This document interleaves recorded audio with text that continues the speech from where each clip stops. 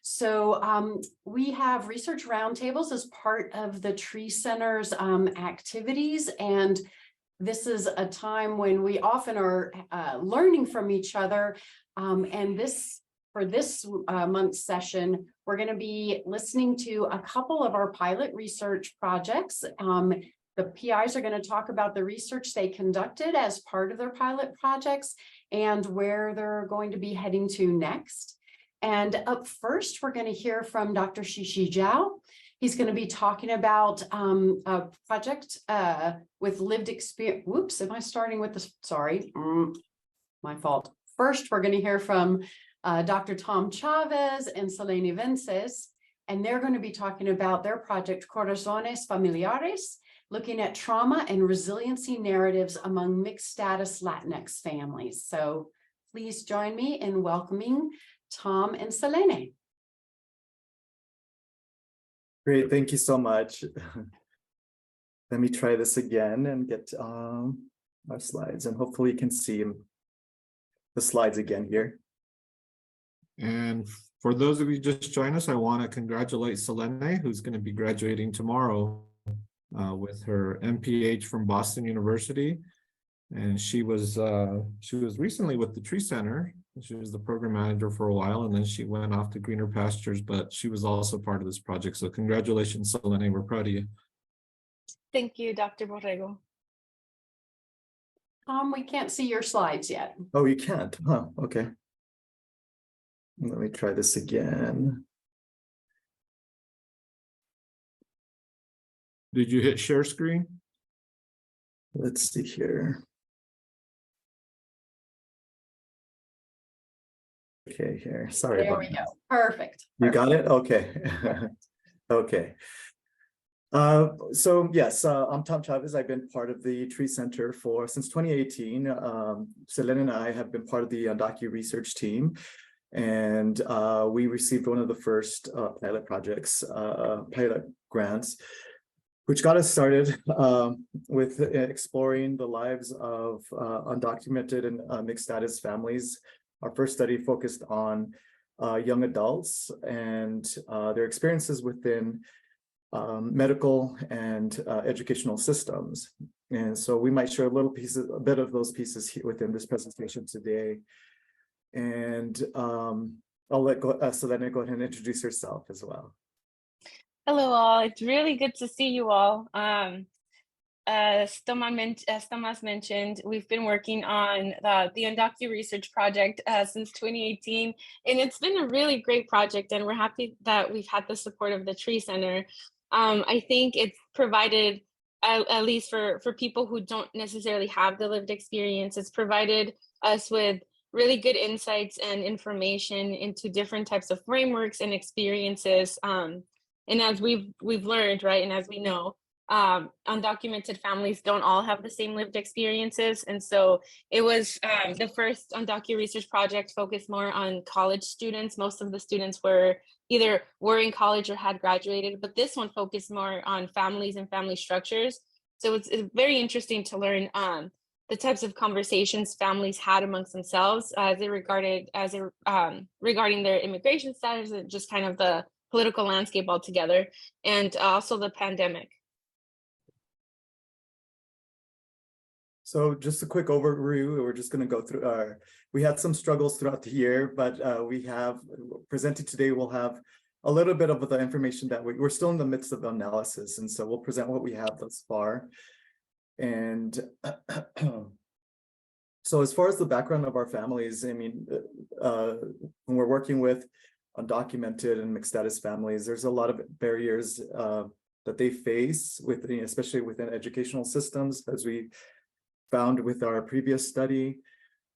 And there's often not very much support for students. One thing that really was highlighted within our last study was that fear of being reported by presenting, being asked for example, for identity, social security number, et cetera. But we really, used a lot of that information to impact the policies that Selene can mention what EDA is all about. Great. Okay, and I think for here on this slide, overall, so just to kind of give some background, the local landscape. One thing that was challenging, I think in general, is that the statistics on undocumented immigrants living in the United States is kind of, I don't want to say it's tedious to find in a way, because some of them are really old, and I know that there's been a lot of issues with like census information as far as asking for immigration status if it's part of a larger database.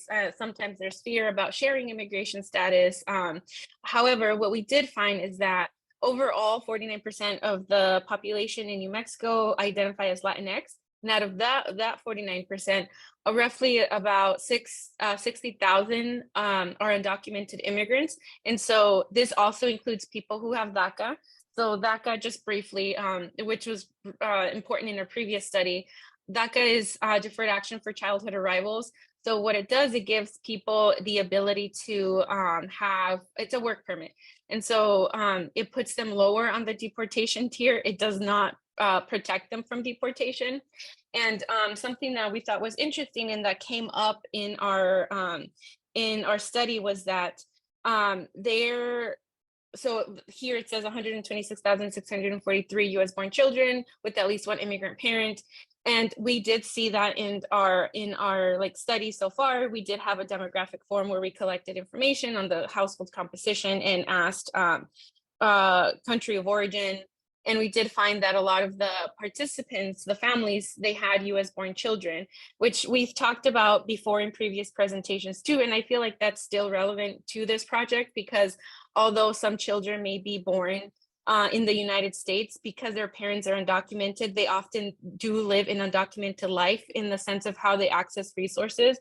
And so I feel like that's kind of like important to keep in mind as we continue analyzing and doing this work.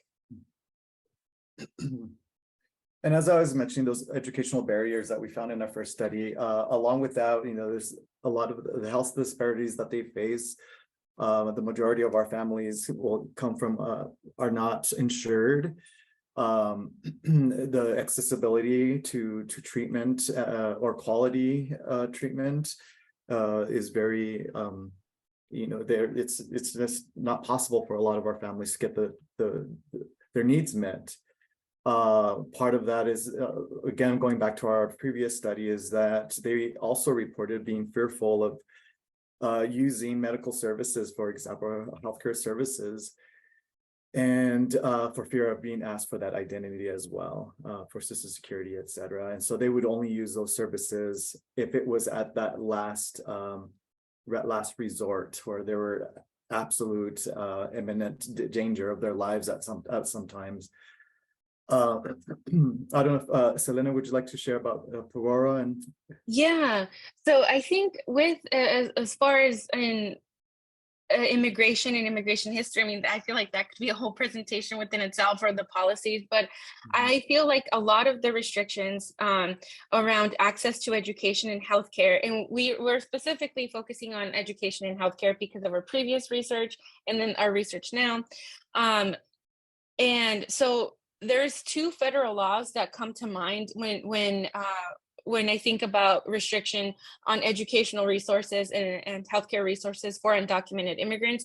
And when I say undocumented immigrants, it also includes people with DACA, it includes people with TPS or temporary protection status, certain refugee statuses, although that's a little bit different, or people who have overstayed their visas that then become undocumented. So the first policy regarding educational barriers is IRA. So IRA bars undocumented immigrants from receiving federal financial aid. And so what that means also is that in a lot of states, undocumented students have to pay out-of-state tuition after they take 6 credit hours or more, meaning that any 6 credit hours or under, they pay in-state tuition, but over that, they do have to pay out-of-state tuition, which is very expensive. New Mexico, I feel like, is a little bit different because undocumented students do qualify for in-state tuition, and they do qualify for in-state financial aid because of the pool of funds that are allocated at a local level. And the other one is PRORA. So PRORA bars access for undocumented immigrants to receive any type of public assistance. So that includes TANF, SNAP. So TANF is cash assistance, temporary assistance for needy families, and then SNAP is what's commonly known as food stamps. And this also includes Medicaid and Medicare, leaving a lot of the undocumented population ineligible to receive these, to have health insurance. And as we know, a lot of health insurance is tied to employment or tied to having a social security number, which then leaves a large portion of undocumented immigrants unable to have health insurance. However, it is important to note they still pay into these systems, and they pay into these systems through an ITIN when they do their taxes, so an individual tax identification number. So meaning that undocumented immigrants do pay into these systems without receiving the benefits. So we could argue that that does have an impact on their health, right? As we've seen.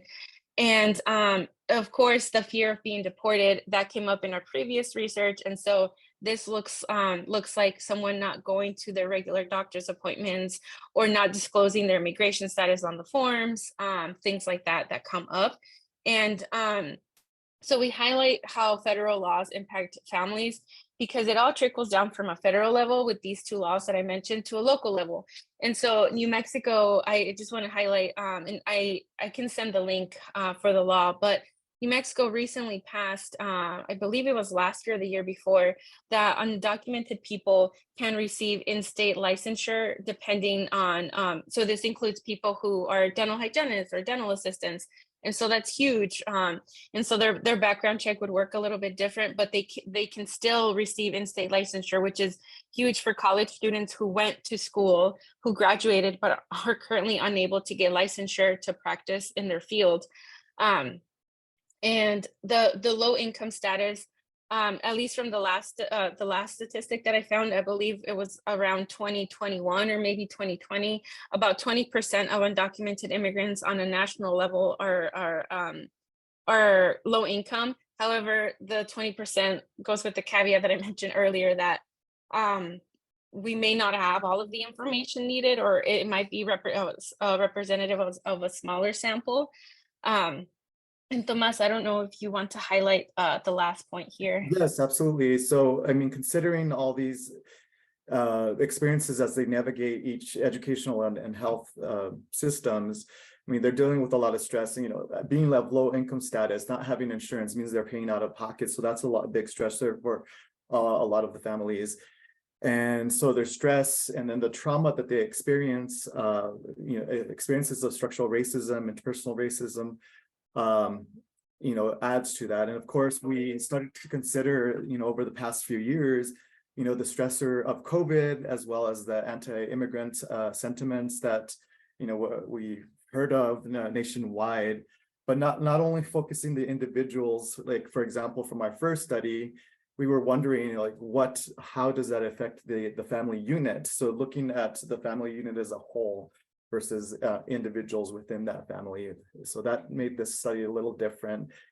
And on the flip side to trauma, of course, we want to understand resiliency of these families, because just anecdotally, when we would have our meetings in our previous study, it was shared that these families would depend on each other. And so this whole concept of familismo is still very important to consider an intervention or conceptualizing studies like this one.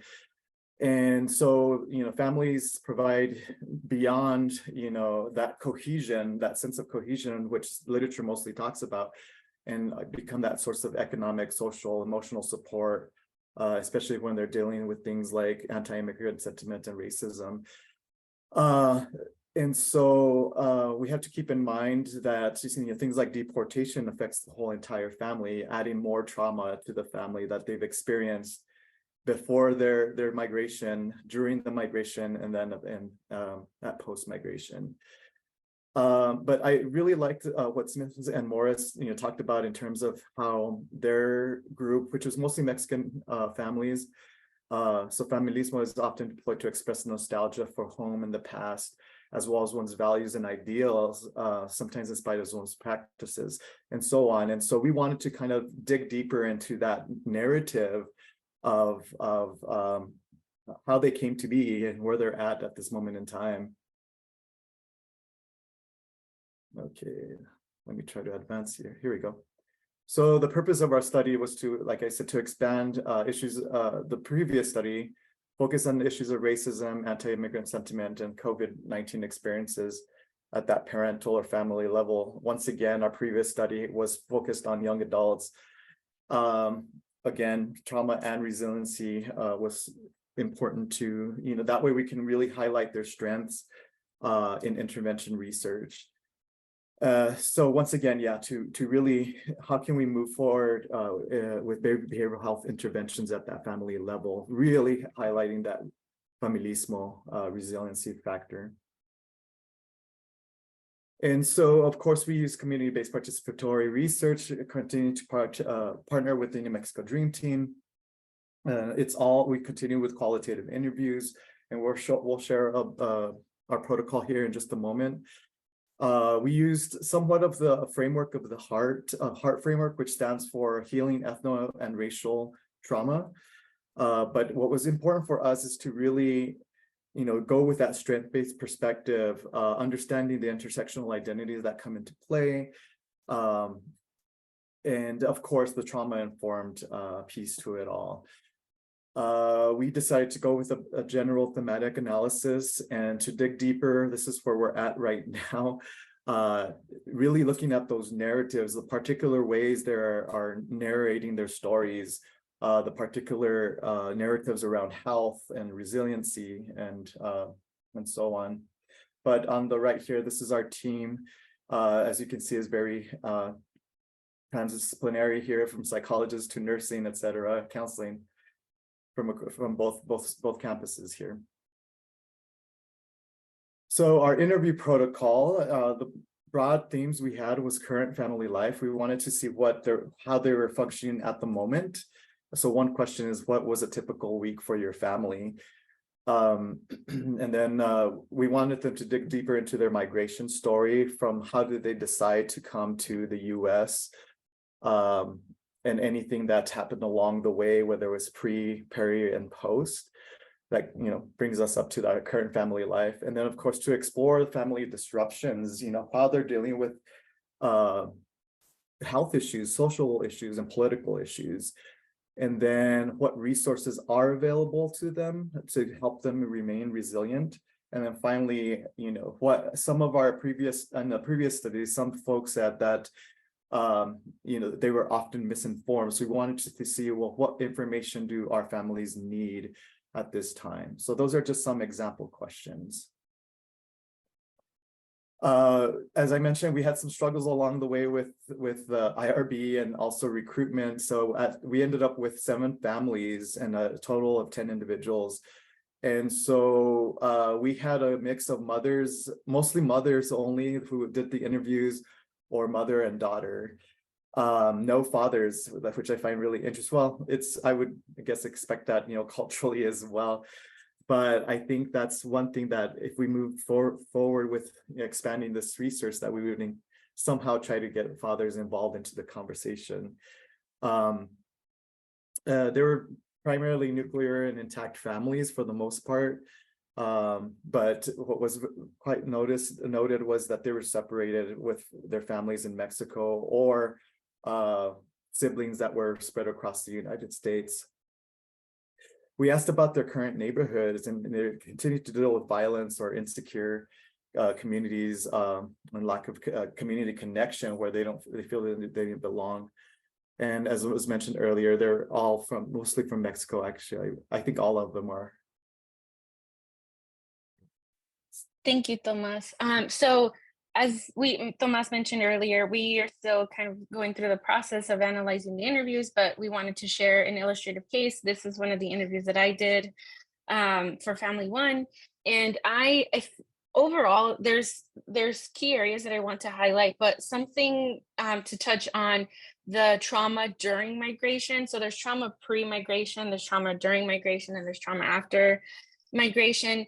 So I'll go through the case that way. So pre-migration, this family mentioned, so this was a 3-person household.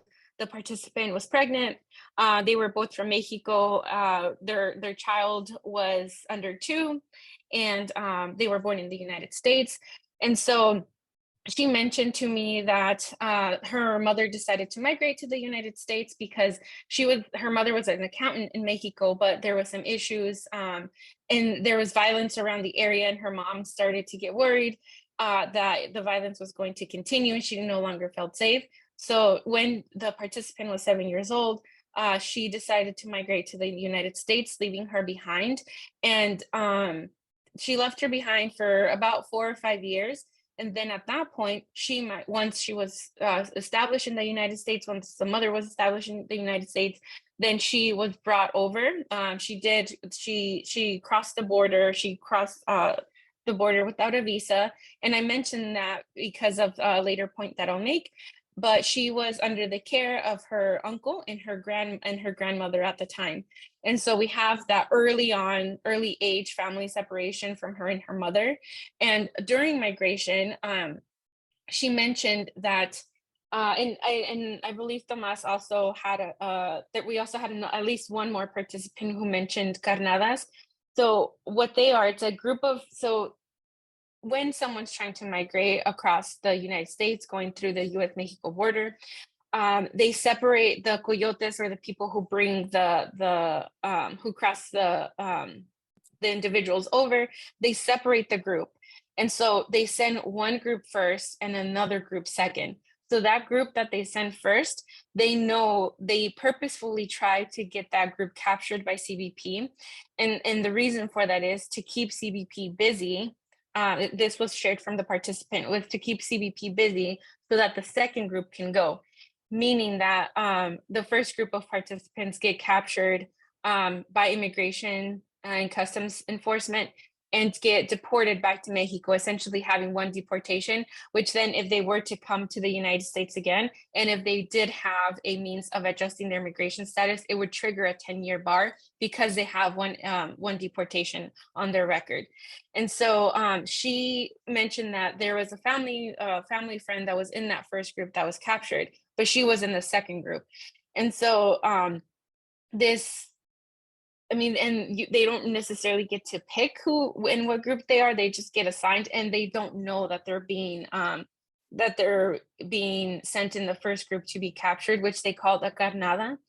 And the participant also mentioned that during her migration journey to the United States, they were interrogated and intimidated by the Mexican military.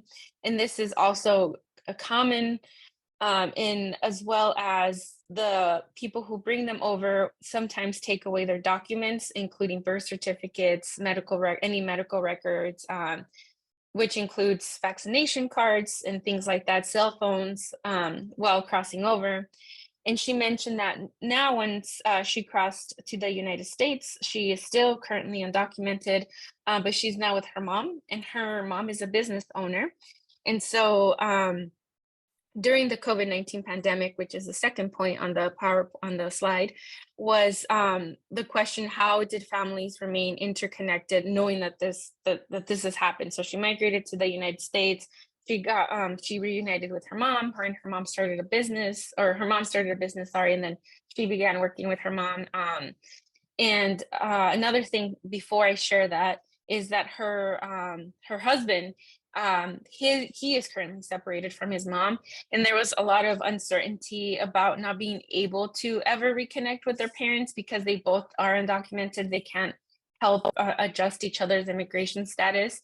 And so there's a sense of uncertainty over ever seeing your family in Mexico, which includes not their daughter not meeting their grandmother.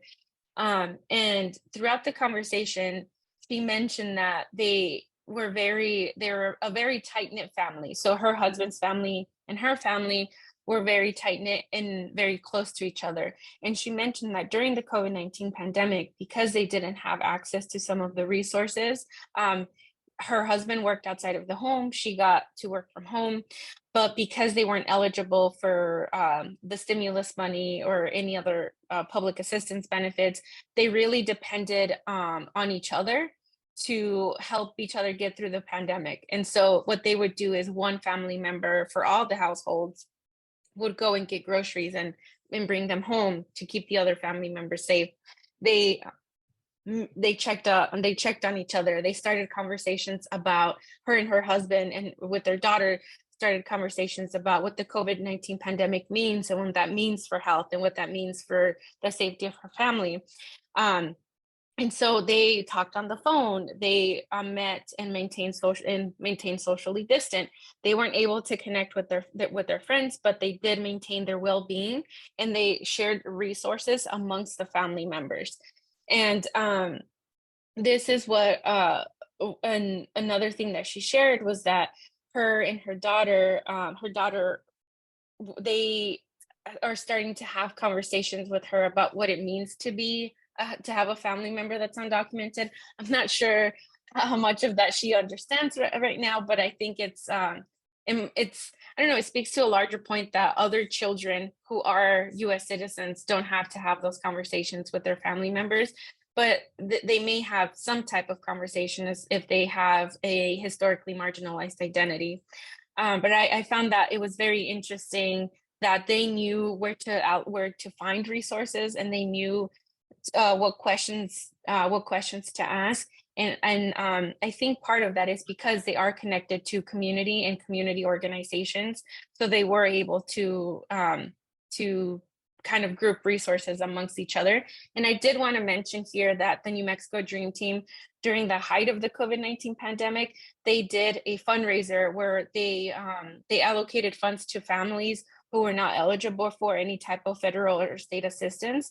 So it was more a mutual aid, and that also helped keep families together during that time. Tomas, I don't know if you want to add anything else to this slide. Yeah, I'll follow up actually on our next slide here, because you mentioned a couple of things I wanted to talk about here. But, in our general overview of all the families, there's this uncertainty, this sense of uncertainty that no matter whether it was, their decision to come to the US or while they're here in the US, that they're always, and one of the participants mentioned that they're running by chance all the time, or running by luck. So there's that, they might set goals, but they're not sure how they're going to get to that goal. As has been mentioned, families are disbanded, and so they have to recreate their family systems here in the US, with other families so they continue to support each other that way.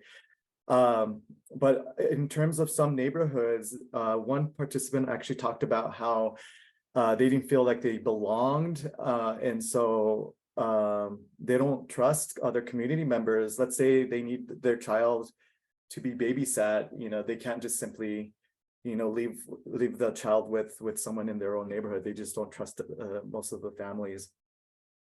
So once again, I feel that they did not belong. But really interestingly, a lot of them talked about, especially if they lived in Arizona, the differences, how much they struggled in Arizona. As we know, their laws are quite different, and the atmosphere is quite different. But once they moved to New Mexico, they feel that they have more access to resources and easier to make connections.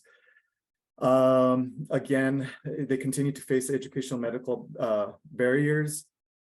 In terms of racism or anti-immigrant discrimination, one experience that really stood out for me was the mother had taken her child who was ill to a clinic, and the receptionist actually spoke to her in Spanish, and she continued to speak in Spanish with the receptionist. And the receptionist had her fill out the documents that were needed. And she ended up sitting in the waiting room for 2 hours. So she checked in with the receptionist to see what was going on. And the receptionist said, well, you were here late. And so she was really upset about this. Like, no, I was here on time for my appointment. I filled out all the paperwork. And she said, no, you didn't. And so the supervisor checked in on the issue, and the receptionist spoke to the supervisor in English, and thinking that the mother did not know English, and told her that she came to the appointment late. And so she had to explain to the supervisor in English. Then the receptionist was just completely surprised. and so that she could actually stand up for herself in this situation. So that's just one example.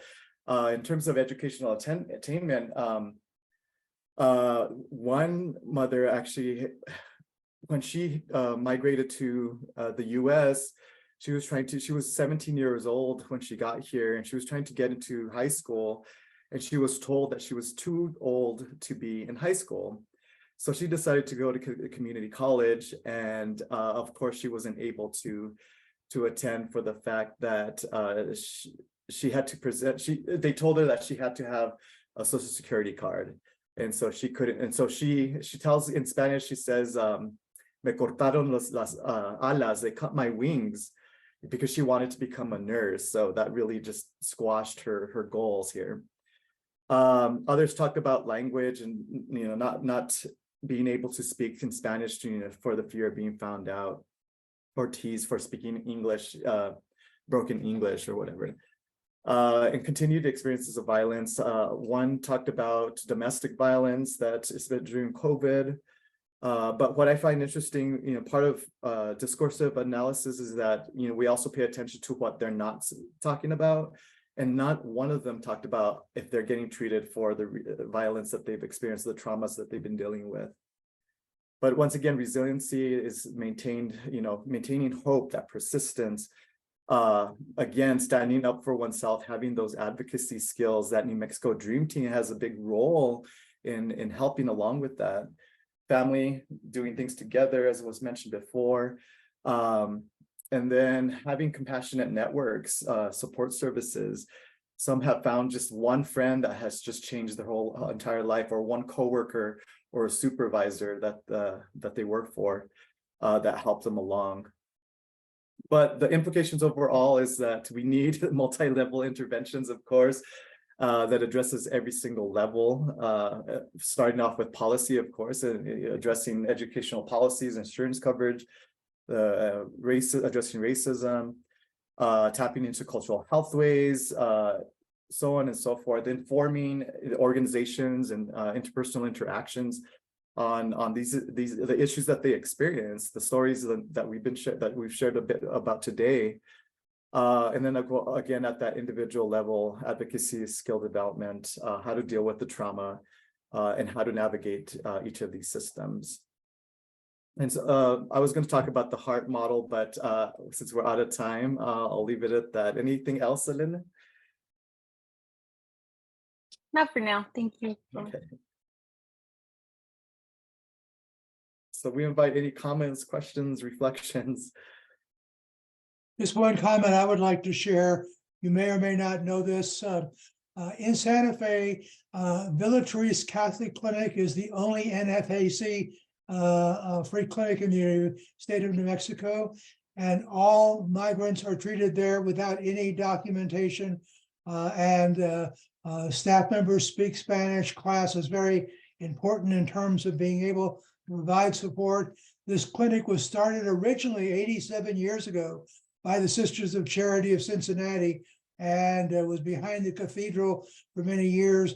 I'm chair of the board there, but we recently moved to the area of highest need, the Hopewell, Man Street areas of Santa Fe, where there's the highest level of low economic status and a large number of immigrant population that are living in that area. I just wanted to indicate that free clinics are very significant, and many other states have a number of them, where part of the agreement is you never ask anything about immigration status.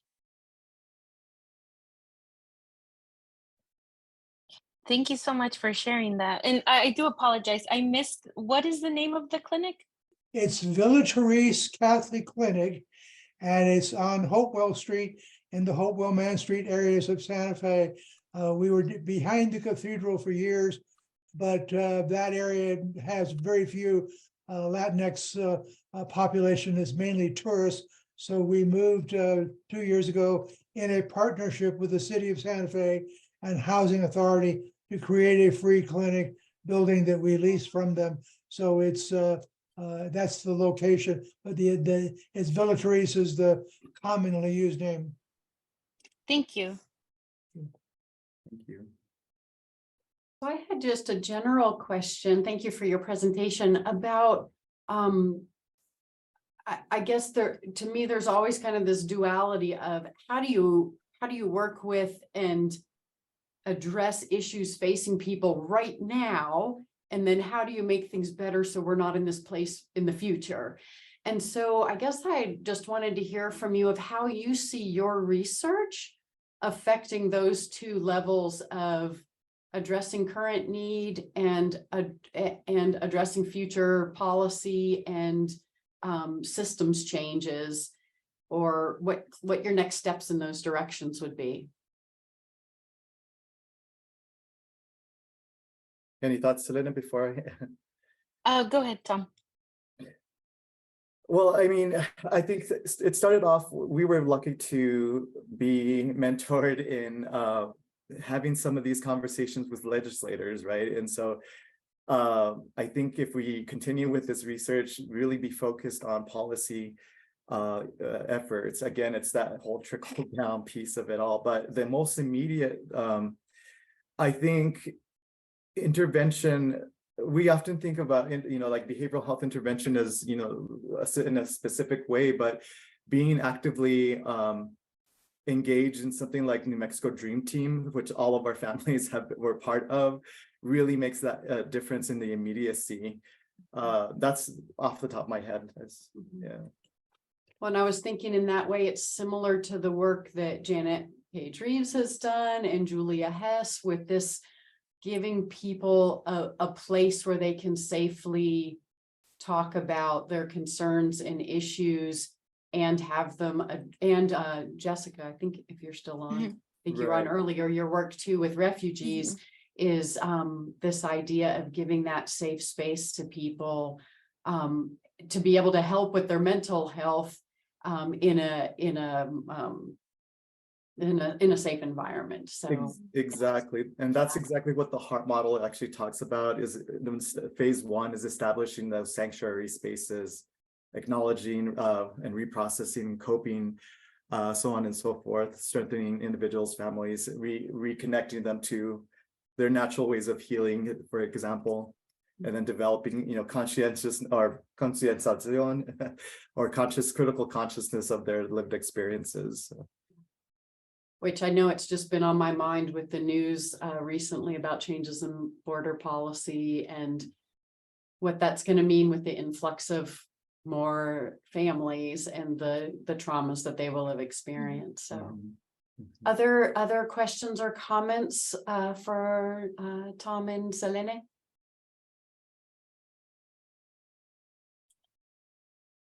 Great. Thank you so much for sharing today. Next, we're going to have our second presentation, which we're going to hear from Dr. Shixi Zhao and Dr. Jongwong Li. And they're going to be talking about the lived experiences of anti-Asian racism and microaggressions among Asian and Pacific Islanders here in New Mexico. So welcome. And Dr. Zhao, are you going to start? Yes.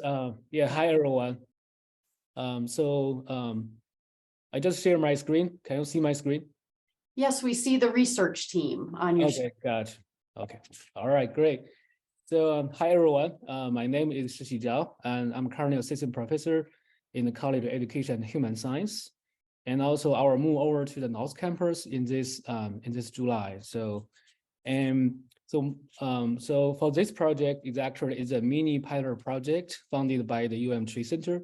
And so Dr. Jongwong Li and I, we work as co-PI for this project. So Dr. Jongwong Li, would you like to introduce yourself to the audience? Hi, can you hear me? Yes. Okay, hi everybody, nice to meeting you. I'm Jongwong Li, associate professor from the College of Nursing. This is a great opportunity to present with Dr. Zhao in this, the research roundtable. All right, thank you, Dr. Jongwong Li. And so today we'll be talking about our mini pilot project, the lived experience of anti-Asian racism, microaggression among Asian Pacific Islander American in the state of New Mexico. Okay. First, I'm going to talk about the research team. So Dr. Jongwong Li and I, we work closely as a co-PI for this project. And also we have a research assistant, and her name is Anna Chuang. She's a master student in the North Campus. And also we have a transcriptionist, and her name is Dr. Dongming Li. And also we have academic advisors and also community mentors. We thank Dr. Lorna Blom. She is currently a full professor in the College of Population Health, and she helped us in terms of the project design and also the data collection. And also we have community mentors, Ms. Hong Nguyen. She's a community engagement director in the New Mexico Asian Family Centers, and we have been working closely with them in this project. All right. So a little bit of background about this project. So Asian Americans actually is one of the fastest growing racial minorities in the United States, and based on the statistics in 2060s, the Asian American population will reach approximately 46 millions. And however, the national study have found that the Asian American population, they are the least group of people to utilize mental health service. And especially during the COVID-19 pandemics, we see a huge increase in terms of violence and hate crime against Asian American communities. And so we have some statistics. So actually, in 2021, compared with 2020, we see the hate crime violence increase about 350% just in that year compared with 2020. And also by March 2022, we see over 10,000 hate crime incidents against Asian American communities. So, so especially during the pandemic, we see the mental health crisis among Asian American communities. And a lot of the Asian American community members, they are afraid to to go to grocery shoppings. They are afraid to take public transportation. They are afraid to go, just to go out to do the regular exercise. So, we find a lot of people, they feel unsafe, feel isolated during the pandemic. So, given this mental health crisis, and we think it's very important, as a researchers, and also being part of the Asian American members, we need to better understand the crisis our community are facing, and also we need to understand their experience, their needs, during this crisis, to find, to help them navigate results, and also find better solutions to help them coping with this mental health crisis. So that's the background. So the main purpose for the research is to we want to explore Asian American communities' experience we just want to understand their experience, their daily experience with the anti-Asian racism, hate crime, violence, or microaggressions, and also understand their coping strategies, and also help them to navigate the results. Okay. All right, so that's the purpose for this project. And next, Dr. Jongwong Li will talk about the second part of this project. So in this project, I think we proposed the theoretical framework by using Mayer's minority stress theory. That fundamental assumption of this theory is that some sort of experience of like a prejudice or discrimination create some psychological stress, which in turn ultimately create some long-lasting mental or physical health issue. So, there are lots of, pro and cons using, theoretical framework in qualitative research, but for the beginner, I think, using the theoretical framework usually help them to guide, when they have, data analysis phase. So can you move to the next? Sure. Yes, thank you. So this is the descriptive exploratory study. Most likely it's a qualitative study. We use the snowball sampling instead of using, so that is, if somebody knows, and that person can, connect it to the other person. So I used the research assistant, and then she was able to identify so many different types, the Asian American population in the state of New Mexico.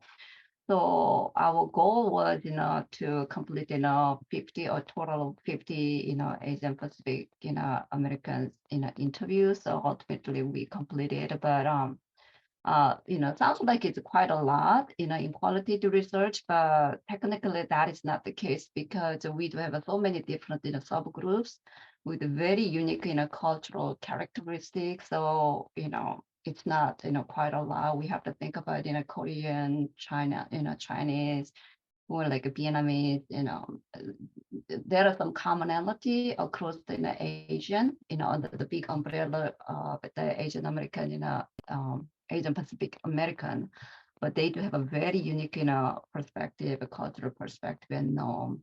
So that even coming, during the data collection. So I just want to let you know that 50 is not quite a lot, even if it's a qualitative study in this case. So we used a semi-structured interview guide with the 6 items, and then I think we did one run interview, that lasted 40 to 45 minutes. We used just in English, and then if somebody has some limitation in terms of English proficiency, we try to use the interpreter available in the Asian Family Center. As well as, we used ourselves, for me, Korean, and then Dr. Zhao is, Chinese, fluent in, Chinese language. So, can you move to the next? So at this moment, we completed a total of 50 interview. So we also completed the entire transcription at this moment. I'm in the process of verifying some of the the non-verbal language, and also try to compare what's recorded versus what's transcribed at this moment. I need to confirm some of the interview content with participants as well as some experts, because there are some cultural issues involved in that interview too. So I'm happy to we are happy to present it in the future once there are overall idea and common themes coming throughout the interview process, but at this moment it's premature to draw some conclusion at this moment. So we don't have a finding at this moment, but there are some challenges that we encountered. Although we are all familiar with the Zoom, but still some elderly, someone who are not familiar with the IT, it's really hard for us to help them to get into that Zoom meeting. That was the biggest challenge, and not for the younger generation, like 30, they know very well easy to access without having any problem. But elderly, even if we give that instruction, they cannot follow the instructions. So we have to set up extra some meeting, like a telephone meeting, and to give some specific instruction. So that I think we can take into account in the future, if you have planned to design similar project with the population. But there are some advantages of using Zoom too, because they are very busy. It's really difficult to set aside their time. Most of them are working, running some business. So I have to set up a time for interview even during the weekend, late evening. And most of the time, I think I focus on collecting the data during the holiday break. That's the time they can set aside even during the day. They are interested in participating in the study, but most of them are busy. They are really excited about this project because we do have we read some news media and some social media dealing with some anti-Asian racism in the state of New Mexico, but we didn't see a lot. But throughout this interview with a total of 50 participants, I just realized that what we see, what we have heard at this moment in the state of New Mexico is just the tip of the iceberg. it's quite a lot of, people that I interviewed. I think they, some of them such as I was, just, it was a shocking experience, they are sharing. So just want to let you know that there are a lot of instances in the state of New Mexico that we are not aware of. And the other thing is that at the time of that, that we got that funding, and that was, I think, in 2022 March. So most time we started collecting data in fall 2022. It's about to lift up like a COVID-19 restrictions. So some of the participants said, oh, it's almost gone. So we have to think about future direction of this project, and not only just for the relationship between like anti-Asian racism with COVID-19. We have to think about because regardless of whether COVID-19 is gone or not, it's anti-Asian racism is still here and prevalent. It's just still happening. So.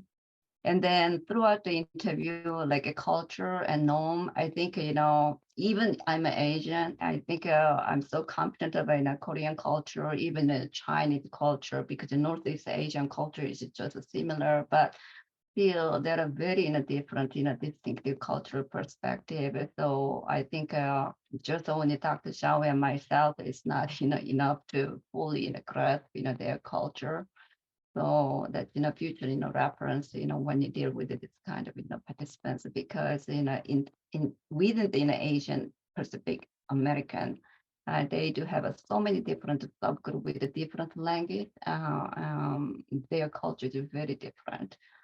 So and our ultimate goal is hopefully based on the finding that we are going to get from this project, and my goal is just not only developing some community engaged in outreach program, like for example the resilience program to deal with this kind of anti-Asian racism.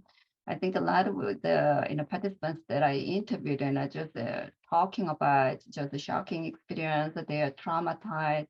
But the problem is they are really, really stressed out, regarding this kind of incident happening nationwide, locally, statewide. But they just try not to acknowledge that, when I ask about, like psychologically, emotionally, what kind of issue you're experiencing, they just try not to say things. In an Asian culture, they stigmatize mental health issues. So we have to, think about some, plan B in the future in order to get some more detailed information in terms of mental health issue, because they don't want to share that kind of thing. Even if it's a one-on-one interview, it's completely anonymous. And even if it's a Zoom interview, I clearly mentioned at the beginning, we are not going to share that video. Just an audio version will be shared with the transcriptionist, but they just try not to share that kind of it's very sensitive issue in this population.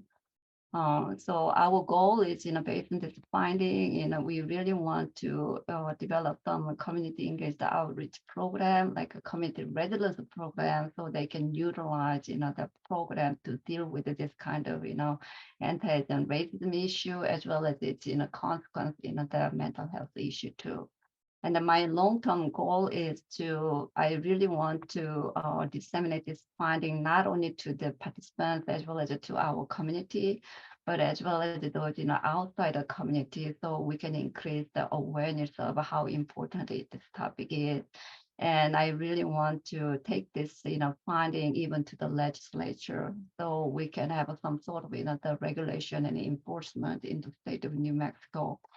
I just want to let you know that my specialty is women's health, but I've never thought about I'm going to deal with this anti-Asian racism issue. But I feel like I do have a commitment and obligation to our, not only to community, but to my daughter, my family, and then my friends who went through this kind of tough anti-Asian racism issue. So I think I feel like I do have obligation and commitment. So I really want to put some, policy, regulation, and some, law enforcement in the state of New Mexico. And then some of the participants are so excited about, that we are doing this, the project. They are willing to even donate, if they say they'll reach out to me, and then we are going to help you. And then some of them really want us to, build some advisory group for the next project. So they really want us to take an action based on this finding. There are some, anti-racist incidents nationwide and statewide.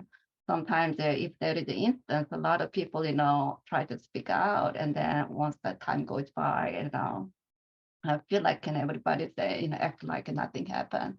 But I think they want to see some action here in the state of New Mexico. They really want us to share this finding with them, and they are willing to help us to move forward with this project. So they want to see something change in the state of New Mexico. Can you move to the next slide? Thank you. So we really appreciate financial support provided by the TREE Center. Without your support, we couldn't deal with this kind of really important project. This is just the first project in the state of New Mexico. I really want to increase not only awareness. I really want them to do differently. Not only in the community as well as in the school. My daughter said that somebody say go home, and my daughter got confused. And she asked about her skin color, and then the problem is that the teacher doesn't take an action. Kids are learning from their parents at home. I think, well, if we continue to just keep this set aside, we cannot change it. I have to, bring this kind of anti-racism issue into the light, and we have to openly, discuss about that.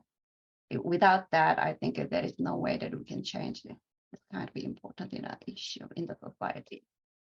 So I really appreciate the funding that provided by TREE Center, IDC, as well as the participants. They are willing to devote their time. They think that's very important. They want to see change in the community, and also in our College of Nursing and the dean and associate dean. They just review my proposal, give some comment, as well as the accountant. They are all orchestrated all together as a team to make this happen. Thank you. Great, thank you very much for sharing your work and your research. And again, it just resonates, right? Very common themes to the presentation, the previous presentation, that we're dealing with the mental health from racism and discrimination on different populations currently, as well as how do we do a better job of preventing these things from happening in the future, so it's not this chronic cycle of mental health issues that we're going to see. Are there questions for Dr. Lee and Dr. Zhao, or comments or other discussion points? Good Yeah, I'll couple comments. start. I'm Oh. sorry, go ahead. Couple comments. I had a fairly intense debate the other day with someone who was virtually attacking me over the fact that I corrected them for referring to COVID as the Chinese virus. And I said, there is no evidence that it was from China. That's a theory, but it's still being reviewed and discussed. Person was very, very intense. I said, from an epidemiology standpoint, when you look at what happened across the world, there's not a lot of things that didn't get done, and the United States particularly.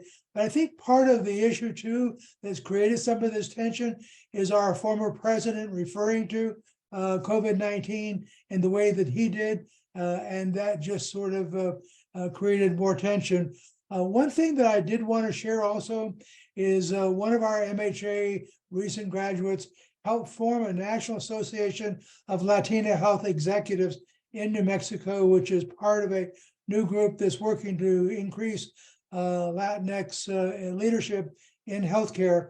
One of the exciting things right now, I'm meeting with them this afternoon, is that they have several Asian women who've joined the group to provide support and participate. I think it really reflects a great statement that Asians are joining in that effort, and they're collaborating together to support better responses for not only Latinx individuals, but for Asian leaders in healthcare as well. So I just wanted to share that. Great, thank you. I think language is really important, and the way people shape things and concepts can make a big difference in how people are perceived and treated. I know, Matt, you wanted to say something as well?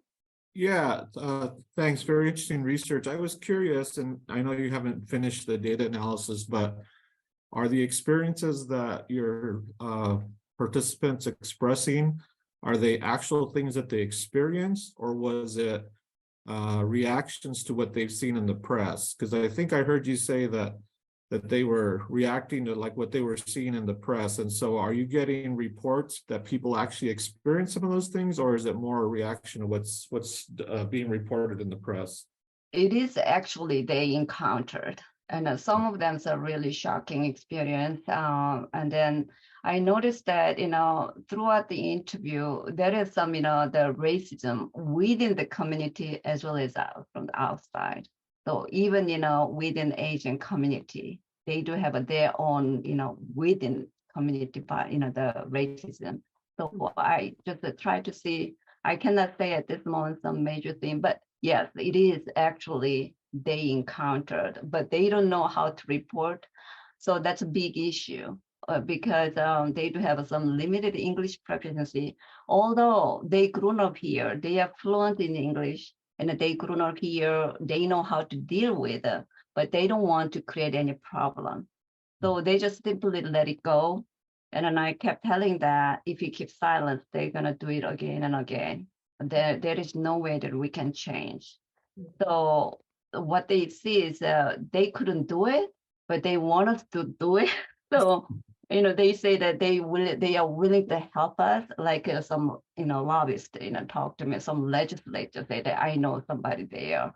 So they really want to build some group of people to take an action moving forward. We do have some instance here. We did have some demonstration in Old Town. That's just one or two instances. After that, no action further.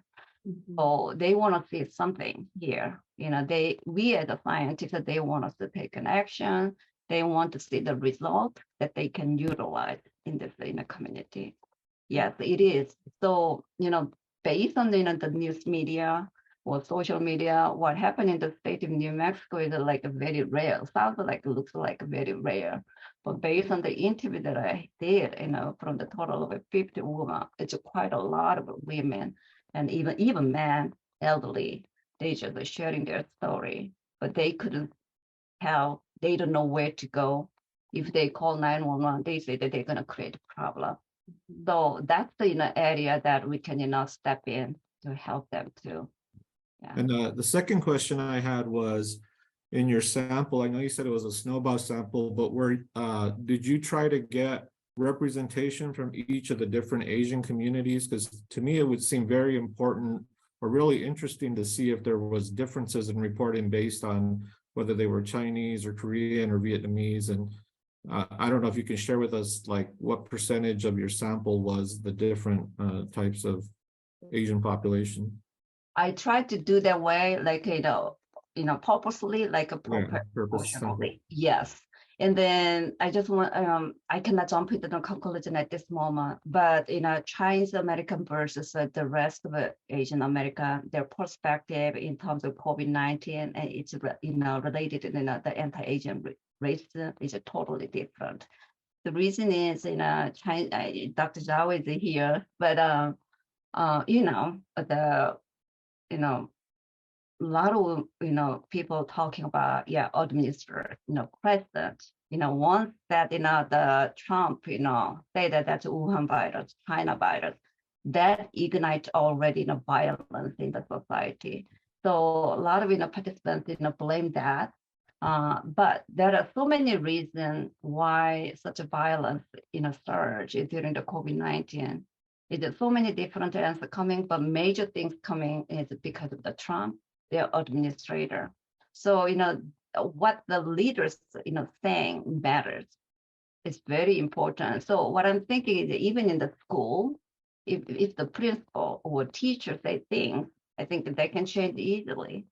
So the leadership, what they're saying, how they react matters.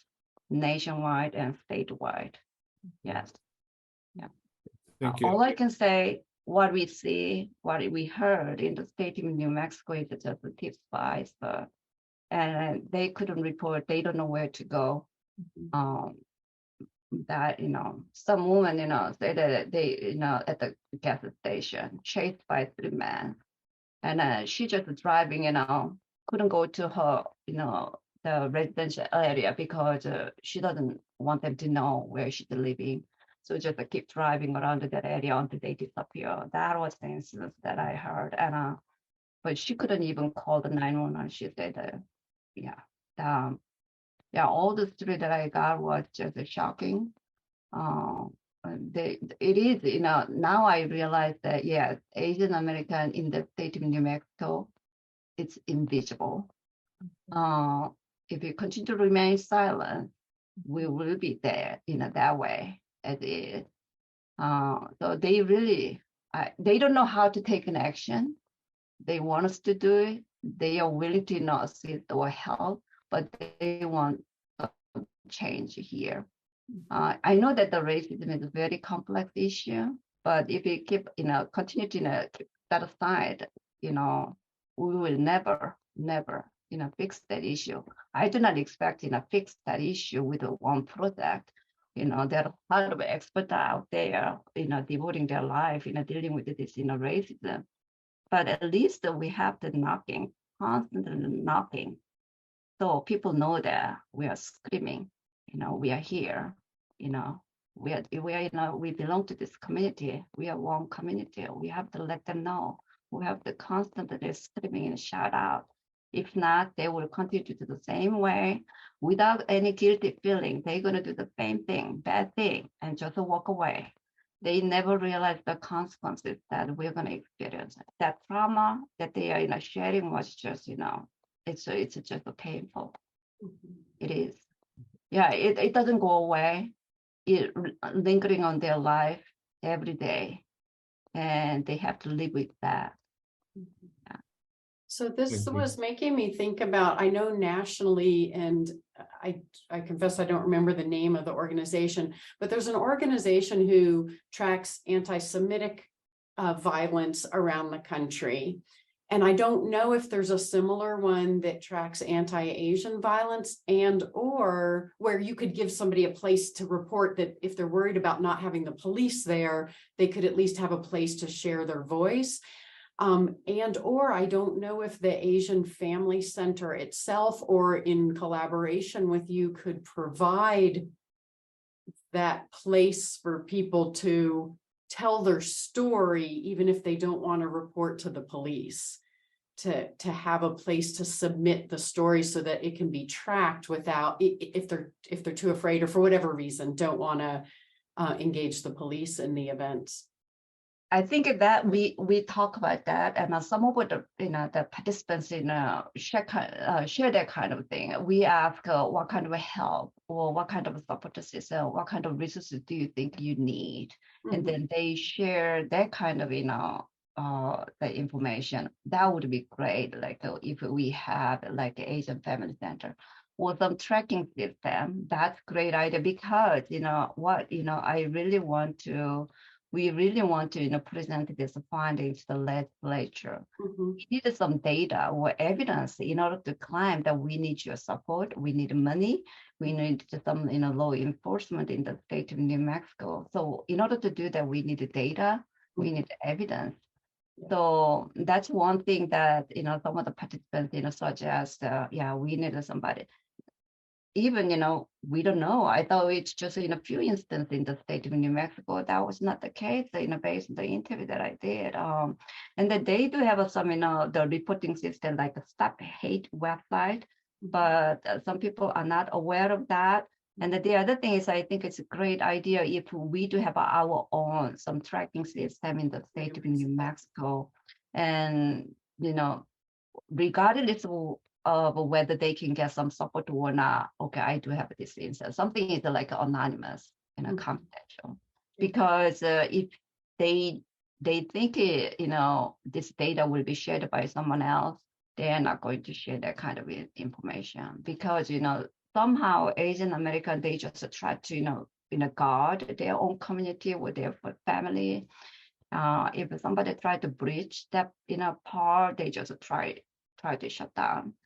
So it's really important. It's not easy to approach to this community. It's not only because of the culture, they just try to protect their own family, their community, but it's not easy to build some trust within this community. But it's very important that they can rely on us, and that in that way, they can start opening their mind and they try to seek some help.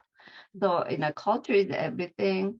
Without that understanding, I couldn't even dare to, understand the other, Asian American subgroups culture. I shouldn't say that because all I know is just a Korean culture, maybe similar to Dr. Zhao, say the Chinese culture. But without that understanding, try to understand what they're saying is, it's just, so difficult. Great, thank you. Any other questions or comments?